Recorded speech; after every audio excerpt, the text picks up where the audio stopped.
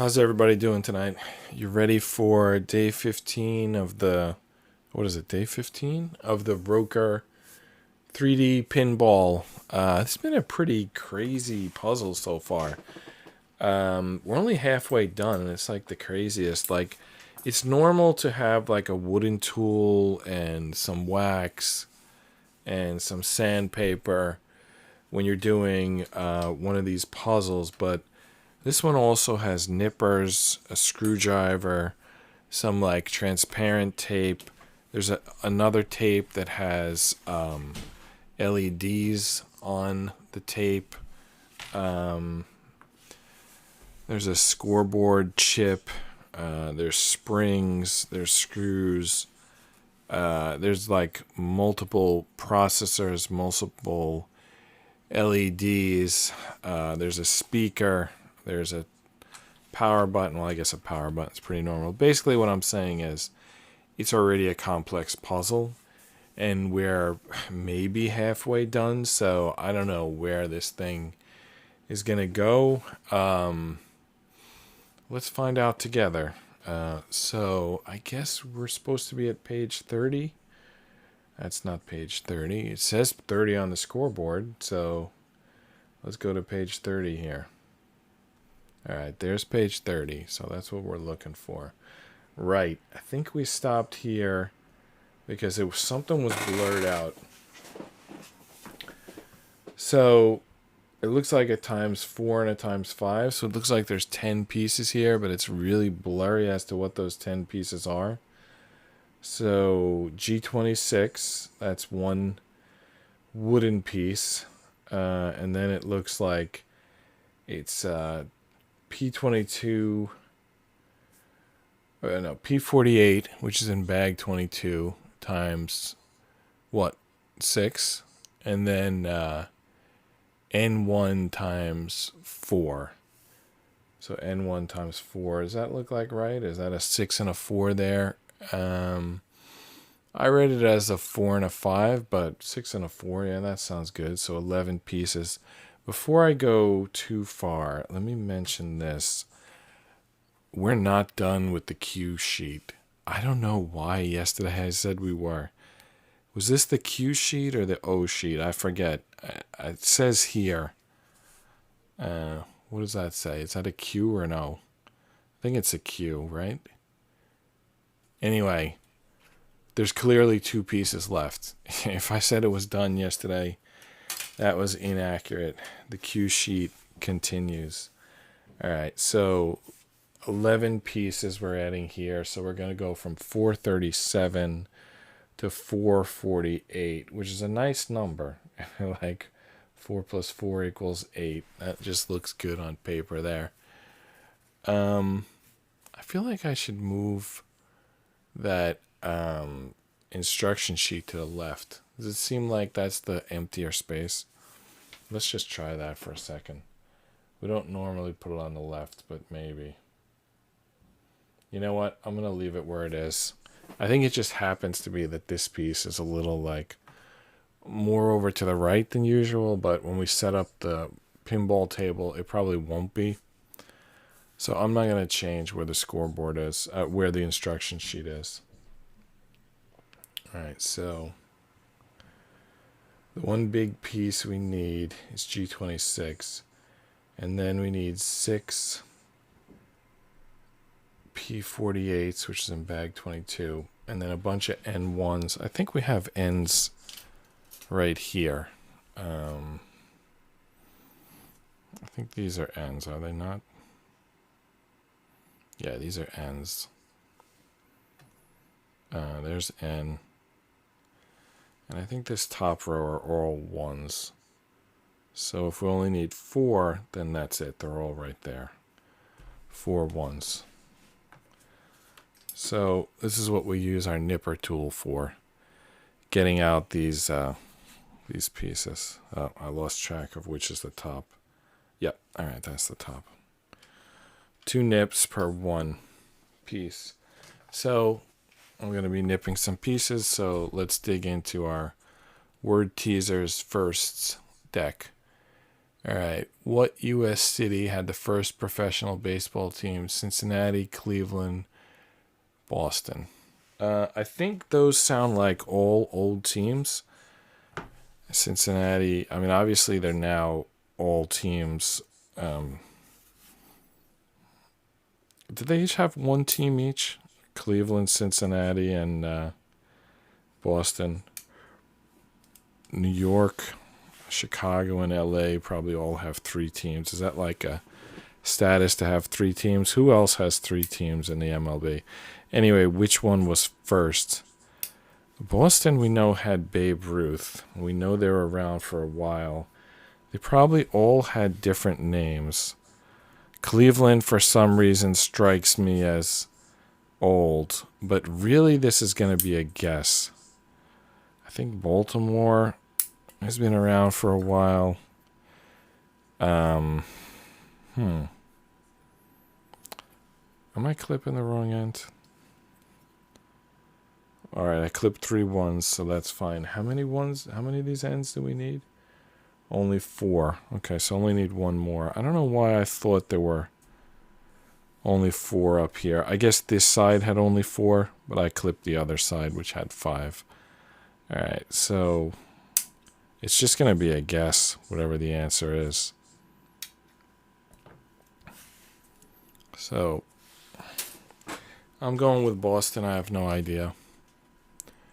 Answer A, the Cincinnati Red Stockings, which is pretty much the Reds, right? Formed the first all-professional baseball team in 1989. 1869. What did I say? 1989? 1869. Before that time, some clubs had secretly paid their ball players. What was it like? Some rule against paying players back then? Also, why won't this card get a... The camera can't seem to lock in on this card. Couldn't get a good reading. Alright, there's no real information there. I would have liked to known when the other one started. I feel like I should Google it. Let's hope for a better question up next. Alright. What was the first cell phone by Motorola? The first cell phone by Motorola cost $19.95, basically $2,000. True or false? I don't know. By the way, these are coming from... Oh, it's not written here. This is the lid to the box where I'm taking the question. It's called firsts. That's why it's boring. I would rather a question has something to think about. Anyway, $2,000 for a mobile phone. See, the problem with a mobile phone is that it needs a network to connect to. Other than that, it's a radio.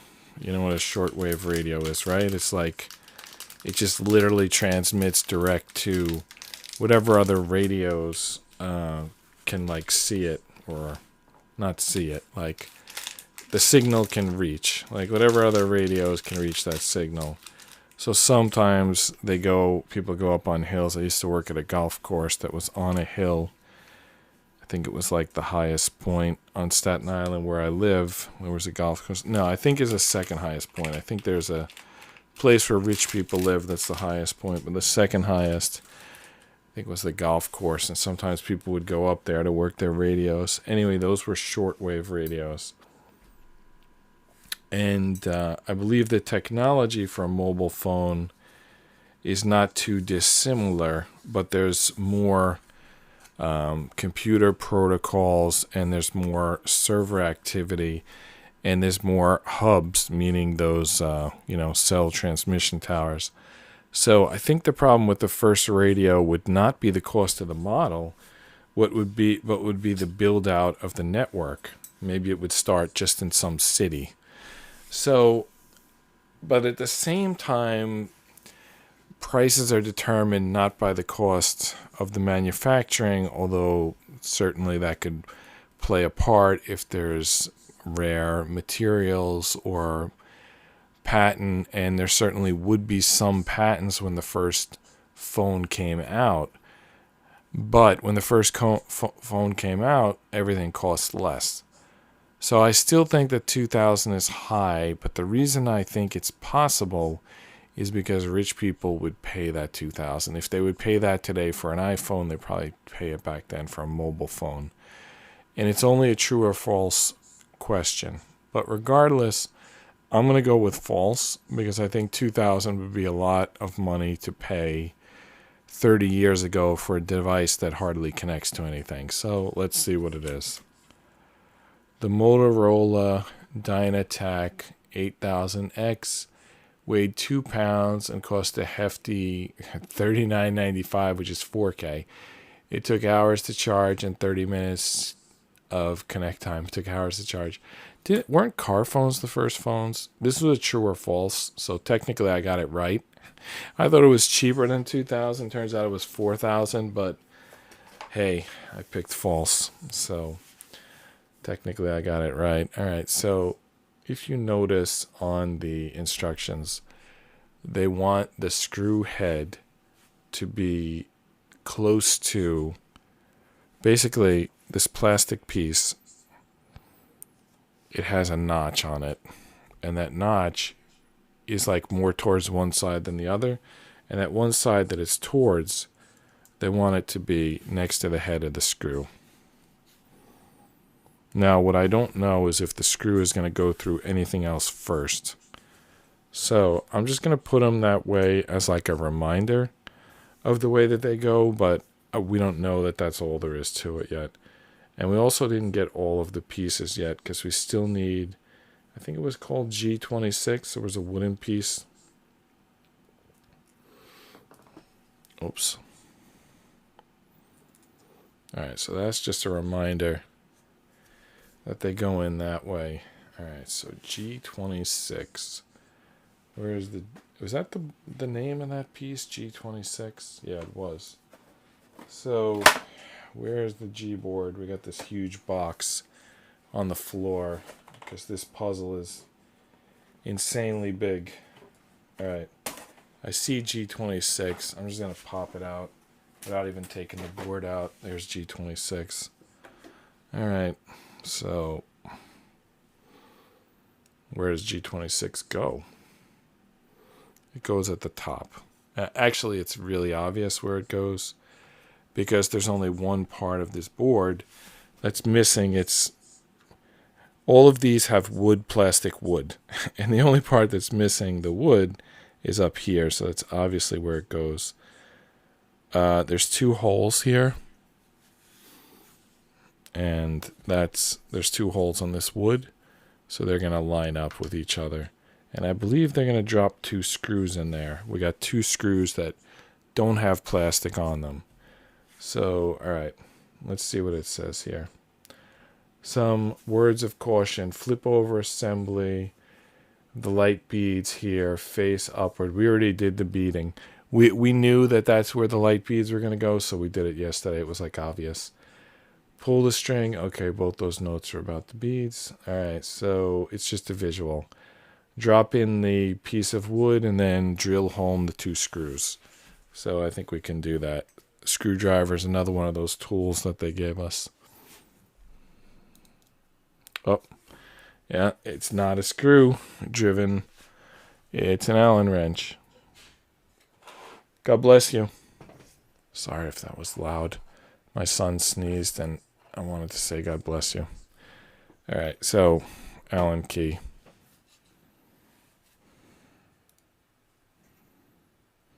The small Allen key. The small Allen key fits the screw.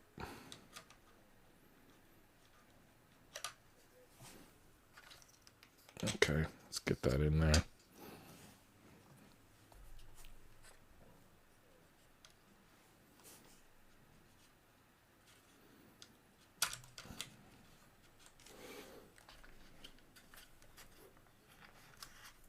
I don't know if this is catching anything. It feels like it's catching something.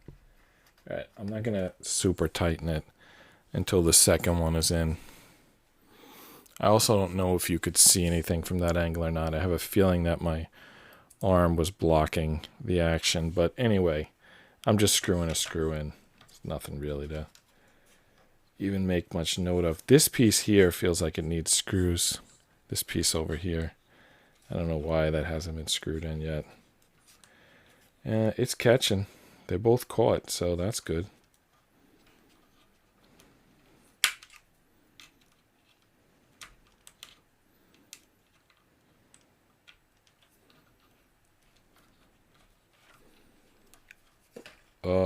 Am I stripping this one? It's spinning. I'm going to stop screwing it. I might have been stripping this one. Anyway, we got one of them in, so that's good.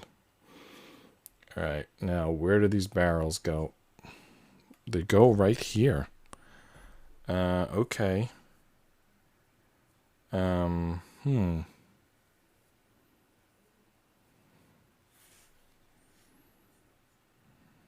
Something weird about it. It looks like they go here, here, here, and here. I'm just wondering why there isn't one that goes here. So there's one already here, and then they're saying 1, 2, 3, 4, but they're not putting anything here. Not really sure why. I want to take a closer look at that. Yeah, I mean, there's nothing there. I guess they're just like bumpers or whatever. Nothing too important going on here. Alright, so we got to screw those 4 in. So we screw those 4 in. Let's talk about the next question here. The first national color TV broadcast in the U.S. The first national color TV broadcast in the U.S. in 1954 was of. So the first color broadcast was at the Kentucky Derby, the Rose Bowl Parade, or the Ed Sullivan Show. Ed Sullivan's probably was the most popular show. Rose Bowl Parade is striking me as a good guess because it's on the morning of January 1st. So that kind of seems like if a legal decision someone might decide, the Rose Bowl Parade. And then the Kentucky Derby, that seems rather complex just because it's horse races. It doesn't seem like an easiest thing to film, and it's on location. I mean, I guess the Rose Bowl is on location too, so that's in favor of the Ed Sullivan Show. So I'm thinking it's either Ed Sullivan, because that's just the easiest thing to do, or it's the Rose Bowl, because that's on a certain date. I've sort of eliminated I couldn't reach this, so I'm spinning it around. I've eliminated the Kentucky Derby. That doesn't mean it's wrong. It's just out of my thinking.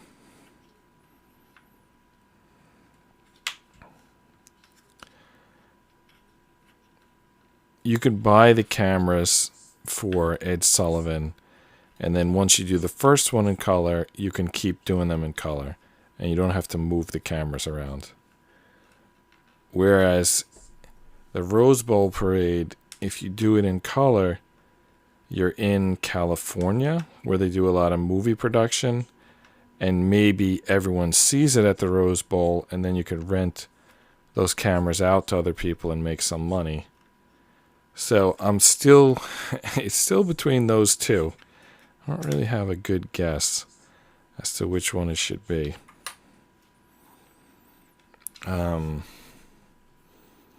Anyone in chat have an idea? I could see arguments for both. Was Ed Sullivan's show in New York? Where was Ed Sullivan's show taped?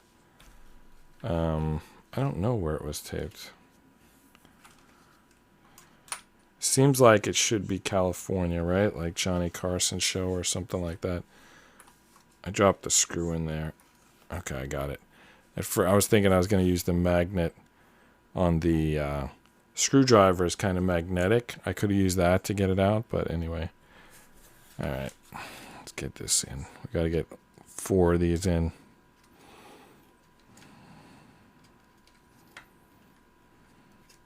What do they need to catch on? They're not catching on anything right now. I need to keep them straight and get them to catch something. I feel like all I'm doing so far is breaking them. All right, Ed Sullivan Show. Is that our answer? Well, for the Ed Sullivan Show, you've got to buy 3 cameras, right? If you're going to do the whole broadcast. Back 50 years ago, did they just use 1 camera for the Rose Bowl parade? And also, the Rose Bowl parade had, for example, the Ed Sullivan Show had like the Beatles. While you might like to see the Beatles in color, they're really not going to change the music if it's in color. Whereas the Rose Bowl is famous. I mean, it's called a Rose Bowl. And all of the floats, if I'm not mistaken, have to have flowers on them. So because they have to have flowers on them, flowers are different colors. In fact, there in some languages, the word for colors and the word for flowers are the same. Because flowers are known for coming in all different colors. So, like, it just happens that way. They end up being the same word. So, the Rose Bowl is on January 1st. It's known for flowers. Flowers are known for being different colors. And the Rose Bowl is close to... Is it for USC, the Rose Bowl? I forget which is the college that hosts it. I think it might be USC. And Southern California is where they do movie production. So after you film the Rose Bowl, you can now use those cameras for anything else. I'm going to go with Rose Bowl. That's my guess. After I finish this screw, I'll pick up the card and we'll see. I just think it's like in every way. It has the fan demand, it has the timing, it has the location and the business opportunities.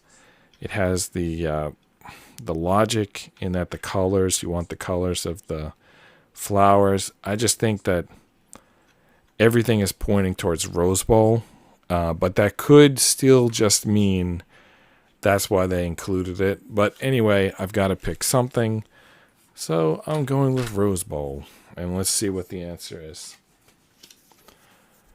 January 1st, 1954, the tournament of Rose Parade was broadcast from Pasadena, California.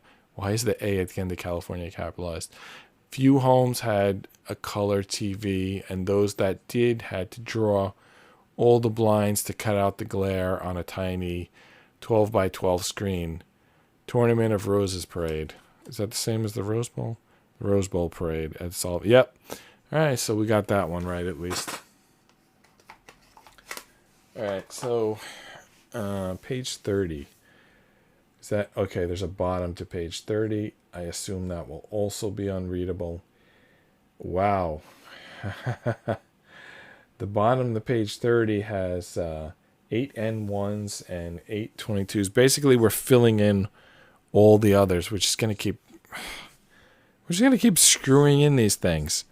So, and then there's a second section, which has more of them. So what? 3 more of them? No. Oh my goodness. 7 and 7. 7 and 7.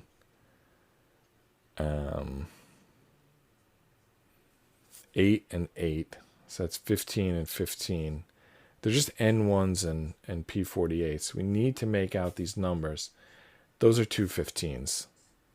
All right, so they're showing 8 on the top and 7 on the side. But I think 1, 2, 3, 4. Okay, it's 4 on one side and 3 on the other.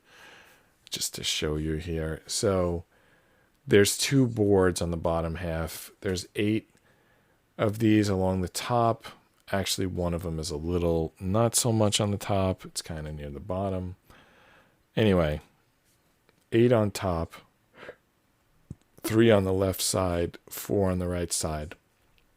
So we need 15 P48s and 15 N1s. So that's 30 pieces.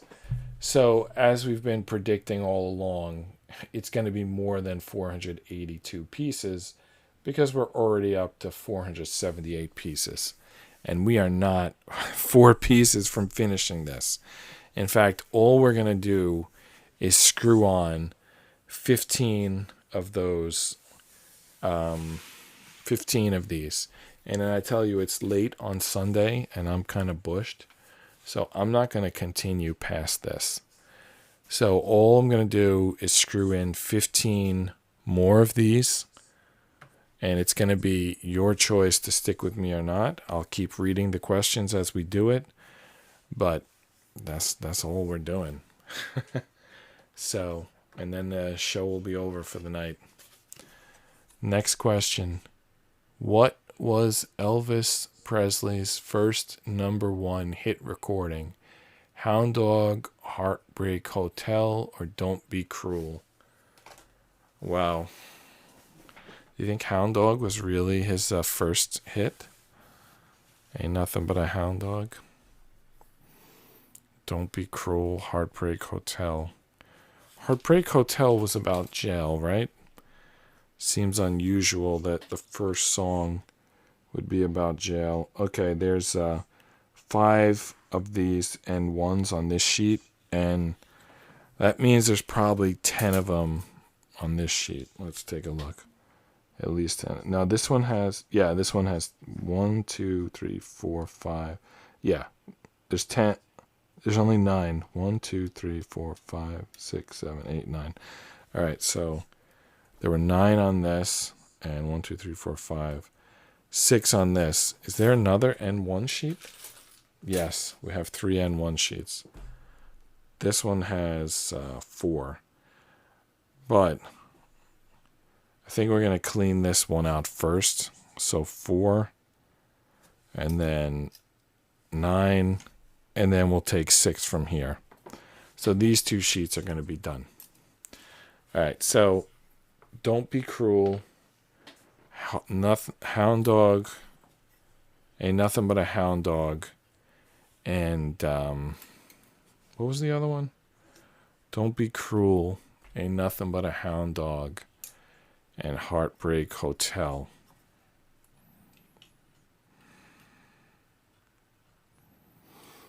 Why not Blue Suede Shoes? All right, I'm just nipping out the 15 N1s. I'm going to eliminate Heartbreak Hotel because it's about jail. And I just don't think his first #1 hit would be about jail. I'm leaning towards the Hound Dog because everybody has dogs. And it's like, for example, on YouTube, when something becomes like a super big hit. No, not when something becomes a super big hit. When something becomes a super big hit, you know what it is, and people talk about it. You know the name of the video. You know who created the video. But there's these other videos that have millions of views, but you don't notice them because you don't take note of the creator and you don't take note of the content, because all it's really about, that certain video, is an animal. So someone will post, let's say, a video of a seal doing something cute, and it will get 25 million views, and nobody thinks, wow, that video got as many views as like Mr. Beast. We have to figure out what they did. We have to beat that. We have to crack that formula and figure out what they did. Right? Does that sound about right? So that's my argument for the Hound Dog being his first hit. Like, people are like, what's that Hound Dog song? All right, now we have to think about Don't Be Cruel. Is there any chance that Don't Be Cruel? Yeah, I mean, it's a love song. I mean, how many artists have had their first breakthrough hit be a love song? I think it's pretty common because love songs, people identify with them. Especially, who's that famous one right now? Taylor Swift. All her songs are about not exactly love songs. They're more like heartbreak. I think Hank Williams Sr. was also known for heartbreak songs. So I think Heartbreak Hotel in the genre of music could be even more likely to be someone's first hit. So what do you think? Is it Heartbreak Hotel or is it Don't Be Cruel? No, it's not Heartbreak Hotel. Is it Nothing But a Hound Dog or is it Don't Be Cruel? I'm feeling these and holding this sandpaper, but it doesn't look like any of them need sanding. All right. I'm going to go with Heartbreak Hotel on the theory that we are talking about music, and in music, heartbreak is a popular genre for someone to have a breakthrough hit. Let's see it. In February 1956, Heartbreak Hotel hit #1 on the Billboard charts and stayed there for 8 weeks. Nice. We got that one.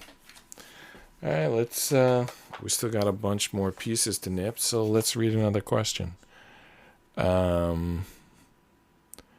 Who was the athlete depicted in the Wheaties cereal box in 1934?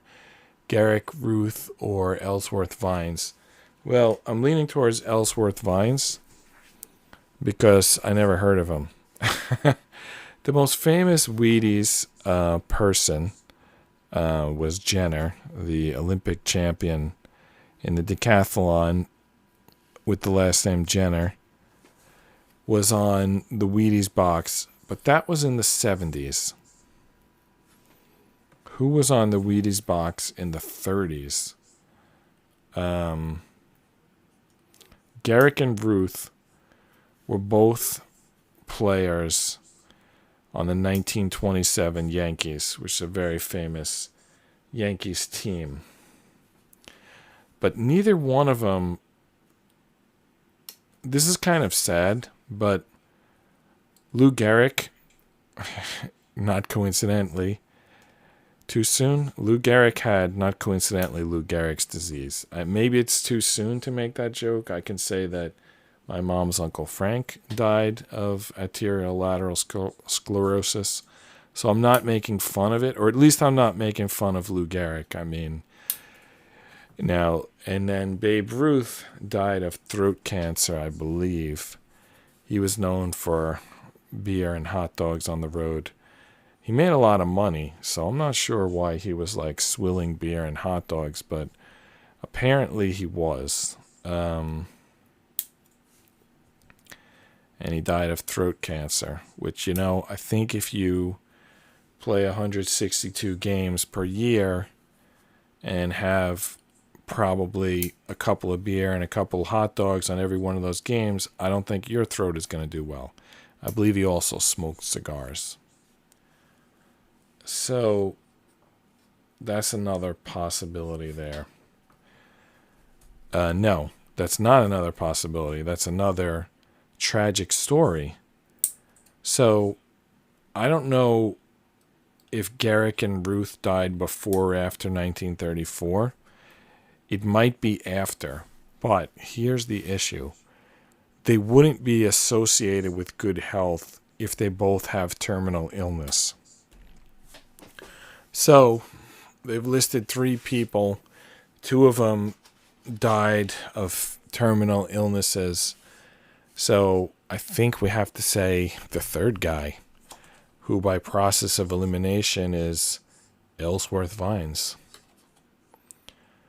Yankees first baseman Lou Gehrig was the first athlete to appear on a Wheaties box, the Breakfast of Champions. Was initially introduced in 1924 as Washburn's gold medal whole wheat flakes. Okay, I'd like you to take note that on the front of this question it says 1934, and then on the back it says 1924, and I would have given a different answer if the question was 1924. So, for example, let's just bring up Lou Gehrig here to see when he died. So he was very famous in 1927 as part of the 27 Yankees, but he died in 1941. I don't know if he was sick already in 1934. He joined the Yankees in 1923. So he was in the Wheaties on his second year, which basically just means they came from New York.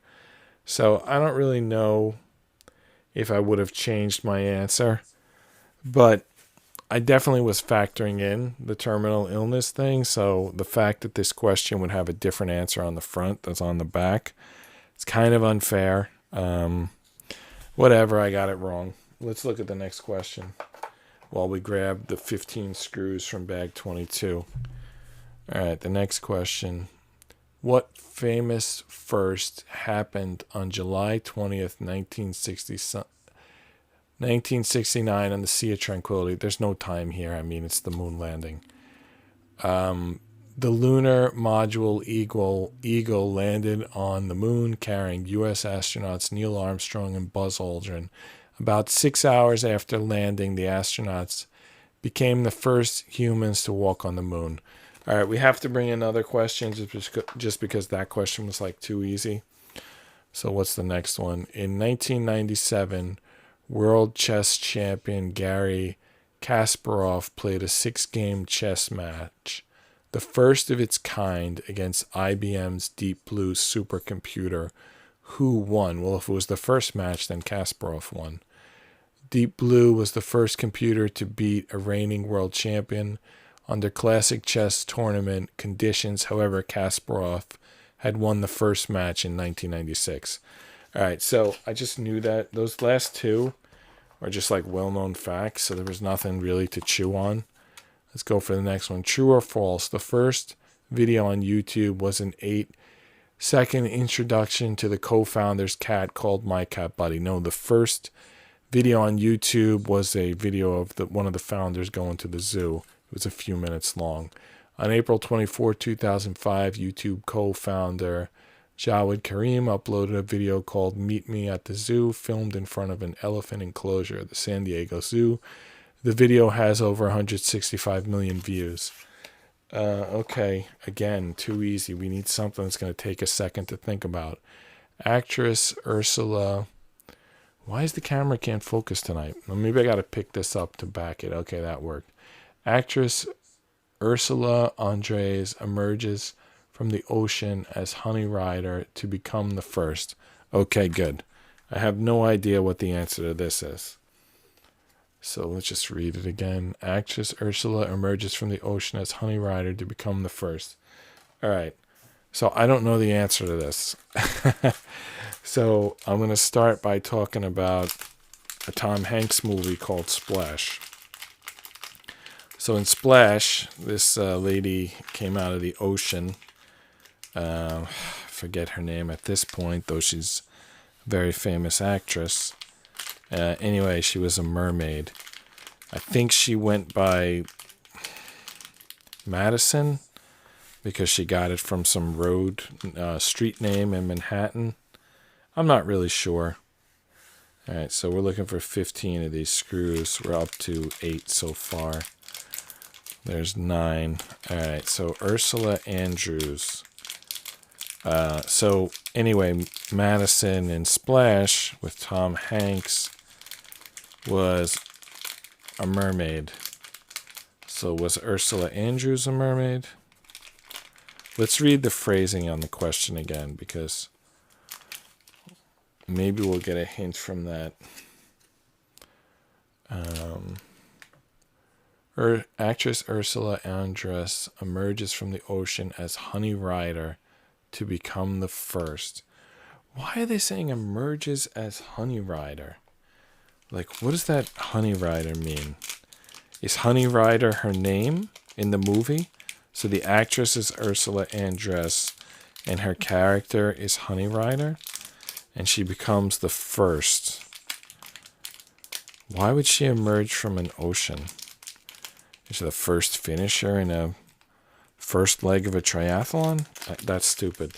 Actress Ursula Andress. The first. The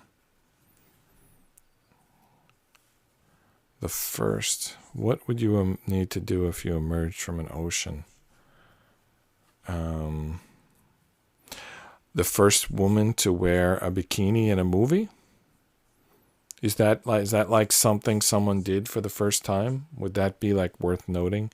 I'm putting these together with the plastic, the stripe on the plastic being close to the head of the screw. That's something that they told us to do. So that little notch on the plastic needs to be close to the head of the screw. Sorry that this isn't focusing. All right, there we go. So that's the trick. You got to put something behind it so that the field of view cannot choose to focus on the thing far away, and then the thing close gets blurry. If you put something behind it, now it's like you can see it. All right, so I'll forever now remember that.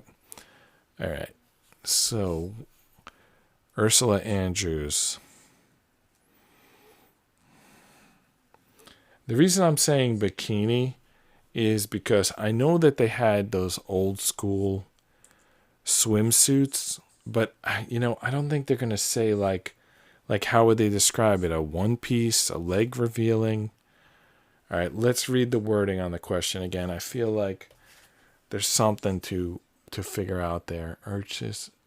Actress Ursula Andress emerges from the ocean as Honey Rider to become the first. Become the first.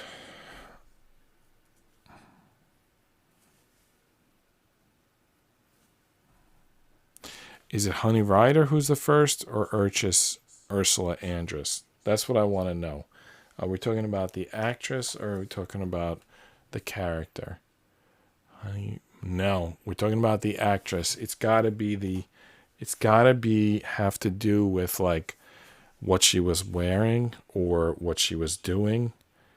So actress becomes the first. This one needs to be sanded. Sorry. I dropped the piece, but I just want to show you why I had that reaction. This piece needs to be sanded. Do you see that white? It needs to be sanded. All right, so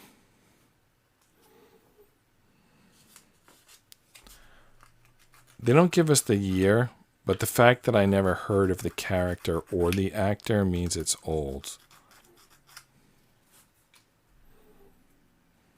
I think I need the nippers. This is like, whatever's going on here, it's not sanding off. I think I need to nip it off. All right.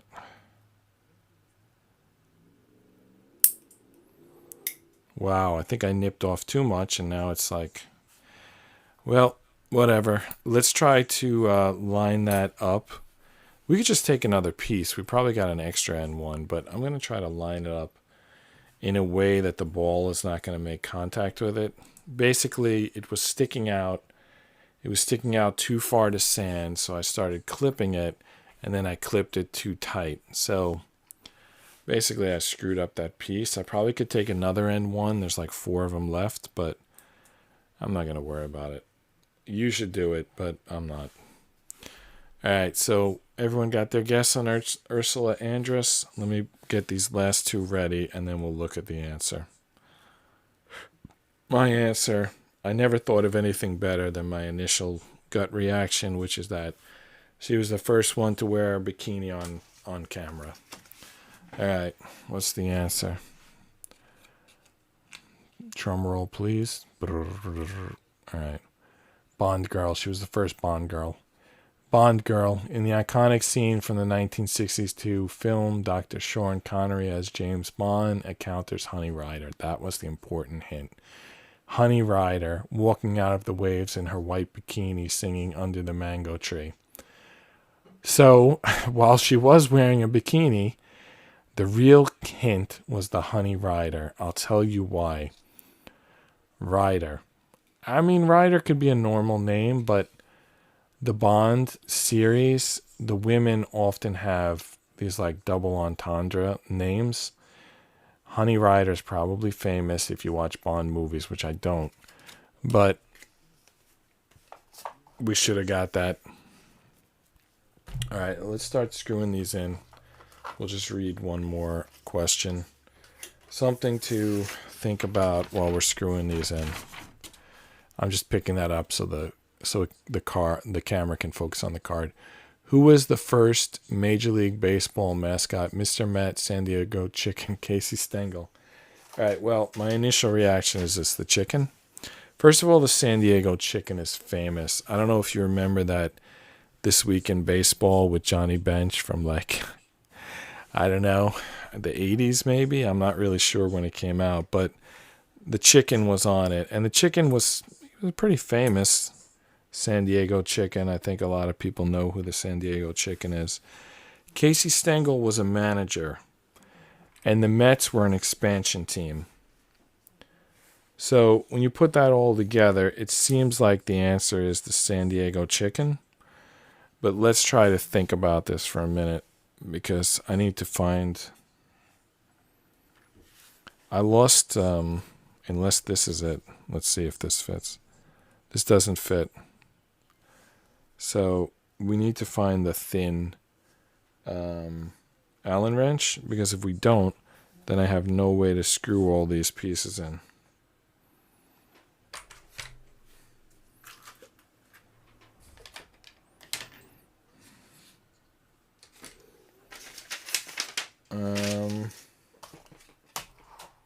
I feel like to rewind the video and see where I put the Allen wrench. Oh, it's under the sandpaper. I found it.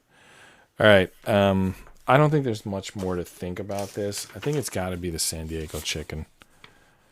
Mr. Met, a man in a Mets uniform with a baseball for a head, debuted as the Mets mascot in 1964. The San Diego Chicken did not start making appearances with the Padres until 1977. Wow, Mr. Met was the first MLB mascot?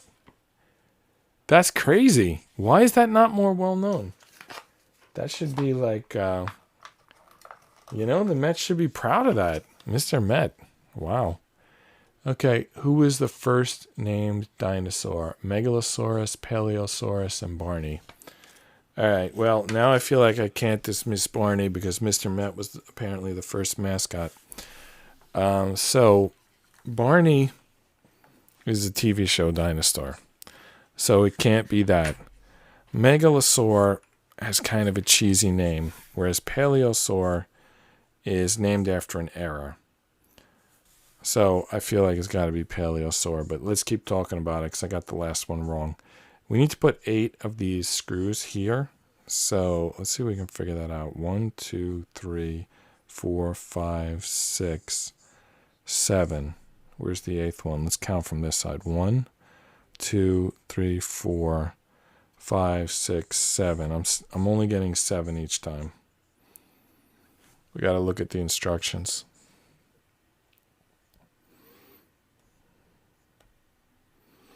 They want 8, and I'm only counting 7. All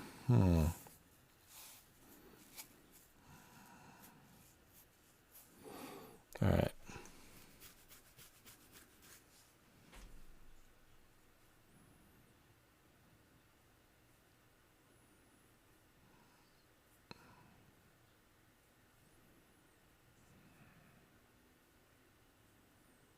Well, let's count all the ones on the board and see if we get 15. 1, 2, 3, 4, 5, 6. Because I'm wondering if I put them somewhere where I'm not supposed to, like earlier. Yeah, like these two are already here. Is that correct? Let's just count how many of these, because there's like a specific circle on the piece. So let's just count everywhere with one of those circles. Like, there's 3 here and 3 here. Even though on the instructions they show 4 on one of the 2 sides. But there's clearly only 3. Does that mean I put one of these in too soon? Was I supposed to put screws through here? I don't know. We got to check here. All right, 2 screws through the wood. Yeah, that looks good. Okay. Well, how about here? Same 2 screws through the wood. 3 on the side. I'm just checking if any more screws in the wood. It looks like not yet. It's just, all right, so there's 3 here. Oh, there's 1 here. Okay, I didn't see that one. Okay, 1, 2, 3, 4. All right, good. So we found one of the missing ones. And now 3 over here. Yep, 7. Okay, so we found the 7 on the bottom. 4 on this side, 3 on this side. Now we still need 8 on the top. 1, 2, 3, 4, 5, 6. I think on the top was 7. Was a name of one of the other Bond girls. You know, like Honey Rider. One of the others was on the top. I'm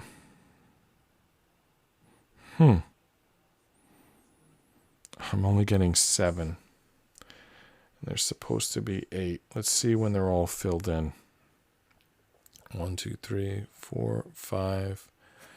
I'm looking at this. 1, 2, 3, 4, 5, 6, 7, 8, 9, 10, 11, 12, 13. All right, so there's definitely only 6 over here, and we're going to put 1 in.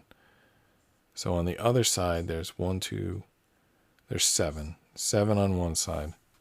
1, 2, 3, 4, 5, 6, 7. All right. Something here didn't need to be here. Something that's already here didn't need to be here. Because there's 6 on this side and 7 on that side. So somehow we have 1 extra. I don't know how. But we have 1 extra. So we're just going to start screwing these in. And that's it. When we're done, the episode's over. I might cut this video before we even start. Like, there may only be like 10 minutes left of this video in the compilation. Because I'll cut out when we first collected the first set of screws, and then I might cut out putting in this last set of screws, which is going to leave only like a few minutes in between, because all we did today was put in how many bumpers? However many bumpers we put in. 15 on this section, and what was there, like 6 on the prior section, or 4 on the prior section. So we put in 19 bumpers and 3 screws. That's all we did this entire episode. All right, so what's our answer here? I think it's the Paleosaur, right? Because Megalosaurus sounds stupid and Barney is from a TV show. All right, in 1824, Megalosaurus, meaning giant lizard, was the first dinosaur to be described and named by William Buckland. Initially, the fossil remains of dinosaurs were thought to be dragons or biblical human giants. Megalosaurus was in 1924. Wow, that's bold. I'm like happy to find out that in 1824 they were naming things like Megalosaurus. You know, I probably should have eliminated Paleosaurus as being too simplistic. You know, I mean, the Paleo age or whatever. All right, what's the next question? The first reality television show featured a family appeared on public broadcasting in 1973. Wow, that's crazy. 1973. So 50 years ago was the first reality show? It's a true or false question, so we could say false. I mean, did they have the capabilities of doing a reality show in 1973? You have to have a lot of cameras. And additionally, the cameras need to be hidden and mobile. And I'm thinking, like, could they really do that? I mean, I know that reality shows aren't really real, but they still need small cameras and mobile cameras. And I'm wondering if they had that in 1973. PBS in 1973. What did they say? A family? What family would be on a PBS reality show in 1973? Was This Old House on PBS? I mean, that was kind of a reality show. I mean, I don't know what defines a reality show, but they're saying a family, not This Old House. This Old House was like, this guy would like repair, you know, make repairs to, I don't know, houses that needed repairs, like the type of repairs that you might need at your house. And it was called This Old House. if you've ever seen Tool Time. I mean, not that Tool Time. I don't even remember the name of the show. Maybe it was called Tool Time, but it was like Tim Allen's network TV show. And he would like work with tools. But I guess that was different. That was a studio show. Tool Time, they would actually make repairs on site to houses. Bottom line, I'm going to say false. All right, what's the answer here? Shot May to December 1971, American Family was meant to portray the daily life of the Loud family in California. Pat Loud asked her husband for a divorce on camera, and their son Lance came out as gay. Wow, that was in 1971. So the answer was true. Okay. Strange that I never heard of that show. All right. What won the first Oscar for Best Picture? Wings, The Patriot, All Quiet on the Western Front. Didn't All Quiet on the Western Front just come out like this year? Was that like a remake or something? All Quiet on the Western Front? I'm pretty sure that just came out. I guess it was a remake. But that makes me think that that could be the answer. Wings I never heard of, other than like a 90s TV series, or was it an 80s TV series? What was the other one? Casablanca or something like that? Oh, The Patriot. I never heard of The Patriot either. I'm going to go with All Quiet on the Western Front, just on the theory that I heard of it. All right, let's do these 3 more screws real quick, just because I feel like at this point those questions are slowing us down because they're not taking enough time. That's why I like more philosophical questions. You can talk about one question for 10 minutes, and you're never right or wrong. It's just like, what do you think about this thing? Well, I think it's this. Okay, why do you think that? Because of blah, blah, blah. I think that's when kids in school take those classes with essay questions because they figure like, well, I wrote what I thought. I mean, what do they want from me? Is this screw right here supposed to have an N1 piece of plastic on it? I don't know. At least I'm getting these to go in. In the beginning, they weren't. Now, as soon as I say that, this one doesn't go in. All right. Seems to be going in now. Not the strongest one. I predict these things are going to come out after play. After a little bit of play. They're not going to stay long. But, whatever.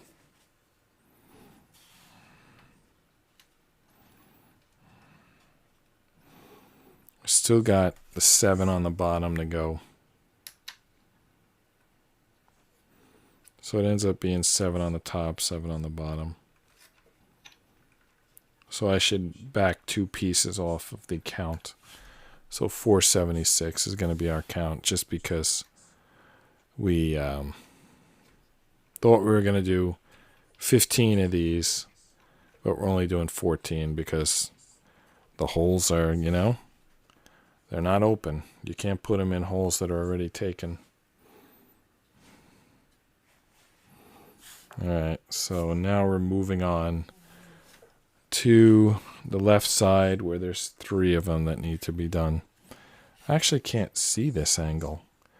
I'm going to use the overhead camera to help me.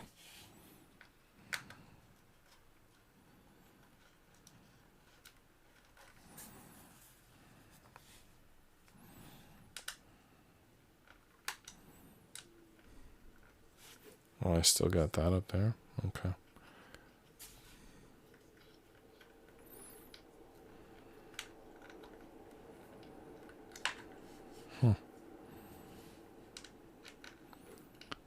All right. Oh, we didn't look up the answer yet. What was it?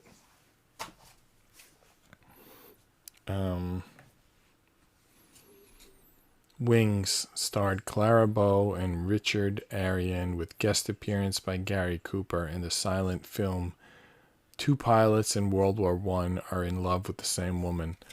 That's kind of interesting. silent movie. Also, how can someone be a guest star if it's a movie? Like, I understand a guest star in a TV show, but how can you be the guest star in a movie? Was it like in the days where actors worked for specific studios, and it's like they borrowed an actor from another studio, and that's why it's a guest star? I don't know. I'm just like guessing. Like, how do you be a guest star in a movie? Like, what does that even mean?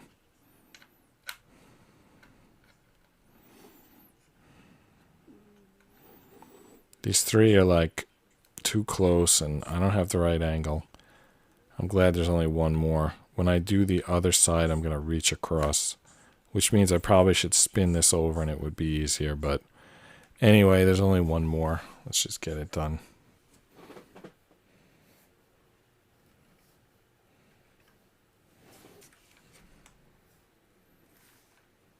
Oh, wait. We are going to use all 15. I don't know what happened. Wow. Okay, 1, 2, 3, 4. 1, 2. Yeah, we're going to use all 15, so I put the 2 back. We're at 478 again. I don't know what the heck happened there. So I did use 8 up here. 1, 2, 3, 4, 5, 6, 7. Yeah, I did use 8. I don't know why I counted it like 20 times and was wrong all 20 times. Turns out we did use 8 at top and 3 on the left and 4 on the right. I don't know why when I was counting it I couldn't get it to count up to 8, but apparently it was 8. When I actually used them, it took 8 pieces, so 8 it is. I tell you, this is like not the easiest job. The people who left, wow, 62 minutes. So we added 1 in the 62 minutes of today's episode. We added 1 piece of wood, this piece, and like, I don't know what 22 screws? 22 screws with, plastic jackets on them and 2 without. I'm almost done. Kind of all I did this episode is put in screws, 22 screws. It's ridiculous. So it's taking me 3 minutes per screw. Like a regular person would do the screw in like 5 seconds. That's why this puzzle's taking so long. Like, would I need power tools to do this?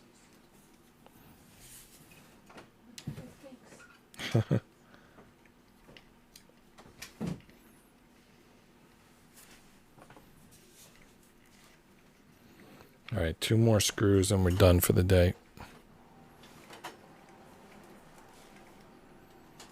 All right.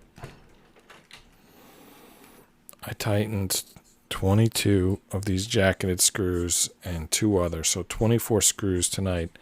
I tightened with an Allen wrench. Wow.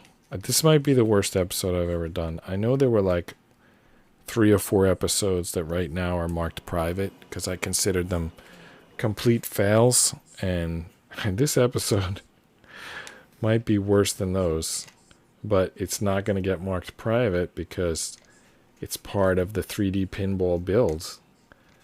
So I think there's a couple of standalone episodes that are marked private, and then there's a 2 episode, my first attempt at doing a metal puzzle, which is quite a fail, is marked private. So all right, that screw is stripped. So that's not going to hold up well in the game. I think I stripped 2 of these 24. So 22 for 24. That's not even a good average. I guess it's not terrible. It's in the 90s, right? But barely.